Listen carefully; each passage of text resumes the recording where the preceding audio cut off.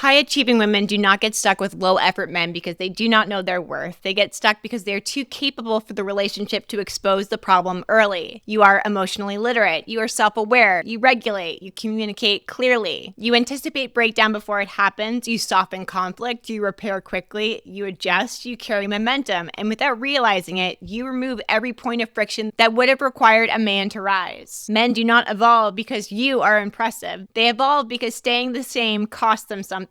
If your presence stabilizes the relationship no matter what he does, he never has to grow, he just has to stay. This episode is for the woman who keeps thinking he knows better while continuing to make it easy for him to do less. Because knowing better has never changed behavior, pressure does. And high-achieving women are experts at absorbing pressure instead of letting it land where it belongs. Your competence is not inspiring him, it's insulating him. Every time you hold the emotional frame, smooth the rupture, translate the disappointment into something digestible, or give grace with that recalibration, you quietly teach the relationship that effort is optional. You don't need him to show up because you already are. That doesn't make you powerful in the dynamic, it makes you structural support. High-achieving women mistake being essential for being desired. They confuse stability with attraction. They assume because they are respected, they are also being met. Respect without consequence turns into reliance, and reliance kills desire. Because you can carry discomfort without collapsing, the relationship never has to correct itself. It just keeps pulling you away from your capacity. This is how bare minimum becomes invisible. Not because men are malicious, but because you never let the cost surface. I'm Megan Webster. I'm an abuse recovery coach, a trauma-informed strategist, and the woman a narcissist hopes to never meet twice. This is the Narcissist's Worst Nightmare podcast, where women stop self-abandoning through competence and start leading relationships through discernment, power, and consequence. This episode is for women who are tired of doing everything right and still ending up with men who plateau, drift, or quietly stop trying. It's not because you're too much, it's because you are doing too much. This is not going to be a cute pep talk. This is a confrontation. If you are high achieving, you do not need more confidence, communication skills, or another framework to explain why something hurts. You must stop compensating for environments that should be self-correcting. This episode is for women who keep mistaking her emotional intelligence for leadership when what she's actually doing is absorbing the cost of someone else's stagnation. High achieving women bring structure into relationships without even thinking about it. You communicate clearly, you self-regulate instead of escalating, you give grace, you assume good intent, you contextualize behavior, you repair instead of rupture, and those traits are powerful. They are also the fastest way to teach a man that effort is optional. When you compensate for inconsistency, you normalize it. When you emotionally regulate for two, you remove the need for him to self-correct. When you adapt faster than he evolves, the relationship stabilizes at its lowest required output. Not because he's lazy, but because your system works. Men do not change in response to standards you hold internally. They change in response to consequences they feel externally. If your nervous system absorbed disappointment before it ever reaches him, the relationship never demands more. High-achieving women do not train men through what they say, they train men through what continues to be uninterrupted. And most men will stay exactly where the floor is if the ceiling is never enforced. Your emotional maturity becomes a liability when it shields other people from feedback. You don't see yourself as compensating, you see yourself as being reasonable, flexible, secure. But from the nervous system perspective, the relationship has no incentive to evolve.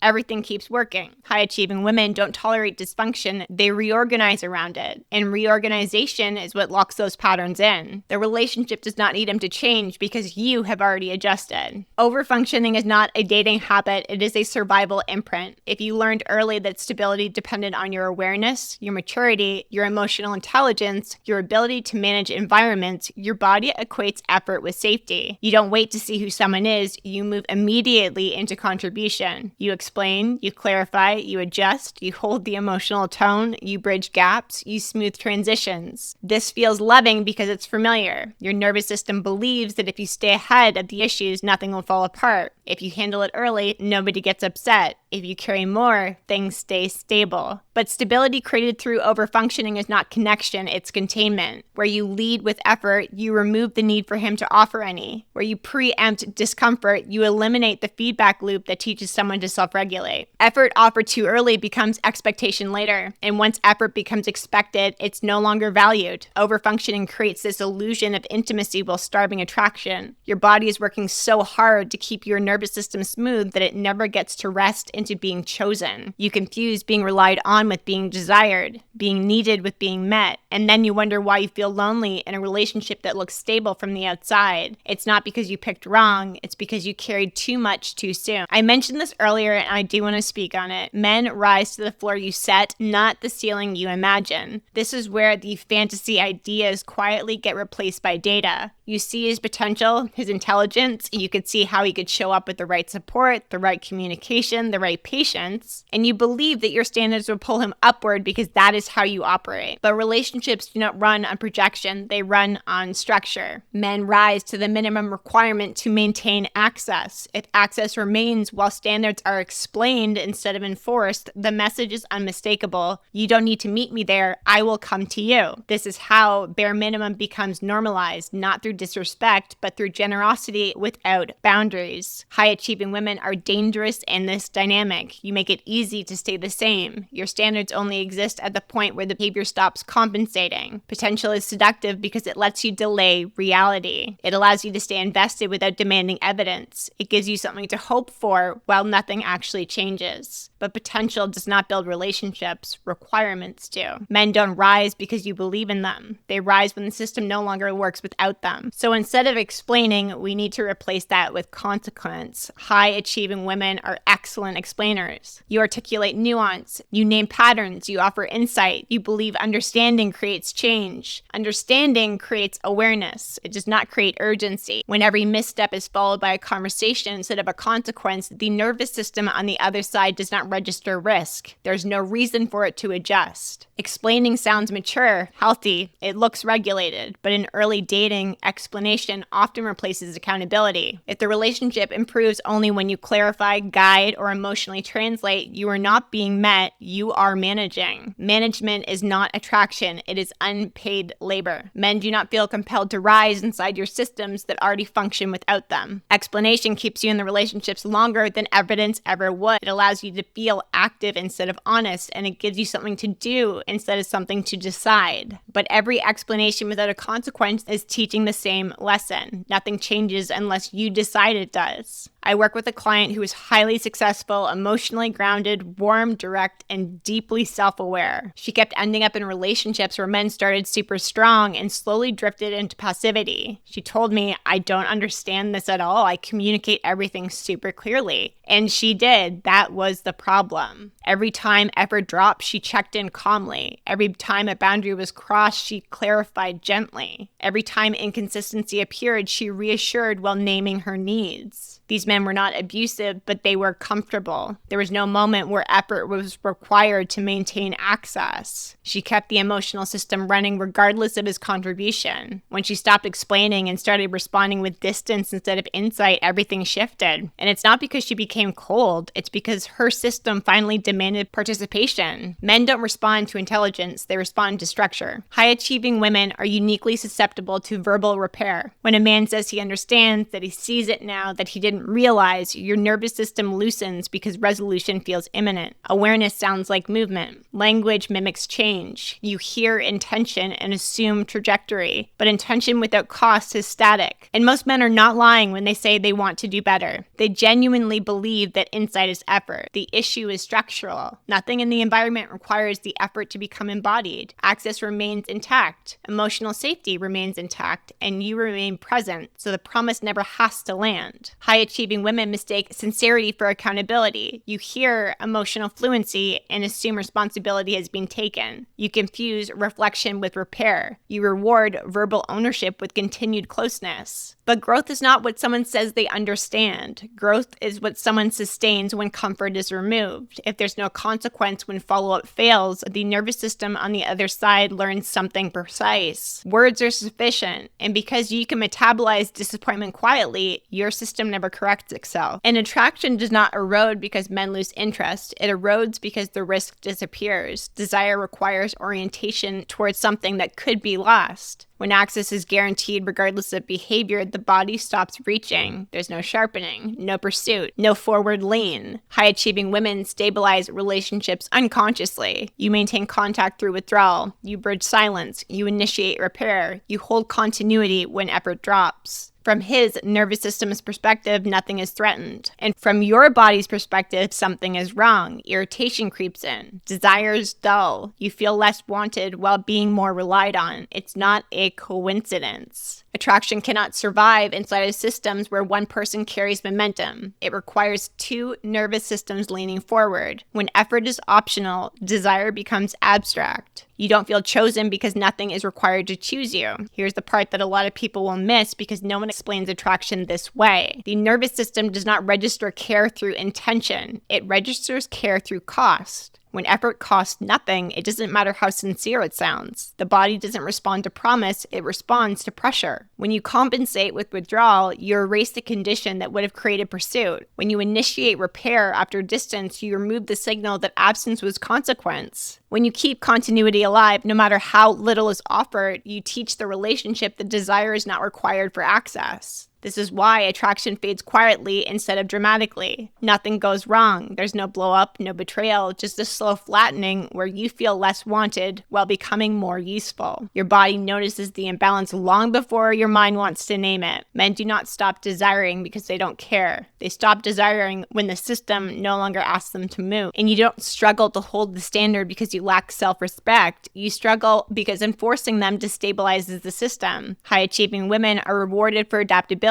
You learn that flexibility kept things moving, that steadiness prevented fallout, that absorbed strain was safer than creating rupture. So when something isn't working, your instinct is to adjust yourself instead of interrupting the dynamic. Enforcement feels excessive. You worry you're overreacting. You minimize the impact and you tell yourself it's just not worth the conflict. But what you call minor is often the exact moment the relationship teaches someone how much effort is required to keep you. Standards only function when they interrupt comfort. If enforcing them feels uncomfortable, that discomfort is not a red flag. It's evidence that the standard is finally structural. What's happening here is not a lack of confidence, it's a fear of destabilization. High-achieving women aren't afraid of being alone. They're afraid of disorder. Your nervous system learned early that when systems break down, you have to work harder to hold them. So enforcing standards feels reckless. It feels like choosing chaos, like you're creating a problem instead of solving one. But relationships do not recalibrate through accommodation. They recalibrate through interruption. And if nothing is interrupted, then nothing can be renegotiated. This is where women confuse being reasonable with being self-respecting. You stay flexible, understanding, regulated, and the relationship quietly learns that your comfort matters less than continuity. Standards that never create friction never create change. There is a very big difference between boundaries and consequences. Most high-achieving women are excellent at boundaries. You state clearly, you articulate expectations, you communicate limits with composure. What's missing here is consequence. A boundary without consequence is a preference. A boundary followed by an explanation instead of a behavioral change is information only. A boundary that never alters access teaches nothing. Consequences are not meant to be punishments. They are environmental shifts. They say this dynamic no longer works, and the behavior reorganizes to match the truth. It's not about ultimatums, emotional escalation, or demands. You need to stop making it easy to remain unchanged. Men don't change when they are educated. They change when the environment requires it. High-achieving women often mistake clarity for effectiveness. You think that if you explain a boundary well enough, it should matter. But nervous systems do not reorganize around words. They reorganize around loss, absence, and adjustment. If access stays the same, so does the system. Consequences do not have to be dramatic, but they do have to be consistent. Less availability, less emotional labor, a change in how much access someone has to your presence. Again, this is not punishment, this is honesty. When nothing changes after a boundary is stated, the message is clear. The boundary was informational, not structural. So what do you actually need to do differently? It's not about becoming less capable. You need to stop compensating. You don't need to communicate better. You need to enforce earlier. You don't need to explain your standards. You need to live them. Let effort meet effort. Let silence stand long enough to speak. Let inconsistency encounter distance. Let confusion exist until it reveals truth. This is not manipulation, it is integrity. When you stop absorbing the cost as someone else's underperformance, the relationship will organize again on its own. And whatever emerges is always kinder than staying stuck in imagined potential. What this actually requires is restraint, not withdrawal or coldness, structural restraint, the ability to tolerate discomfort without rushing to fix it. High-achieving women are addicted to resolution. You want things smooth, clarified, and settled, but clarity without consequence only preserves imbalance. When you allow space to remain unresolved, the relationship tells the truth. Either effort rises to meet you or distance exposes misalignment. Both outcomes restore self-respect. Both end the cycle of carrying more than your share. You don't need to do more. You need to stop doing what was never yours to carry in the first place. High-achieving women don't end up with bare minimum men because they lack discernment. They end up there because they make excellence unnecessary. Stop training men through tolerance and start witnessing the structure. If this episode cracks something open in you, good. That means you are finally seeing where competence has been costing you desire. Share this with another woman who keeps doing everything right and still feels underchosen. Hit follow so you don't miss the next episode. And I know you're ready to stop self-abandoning through overfunctioning and start leading relationships with consequence and power. This is the work we do inside of the Black Cat Academy. You do not need to try harder. You need to stop carrying what's not yours.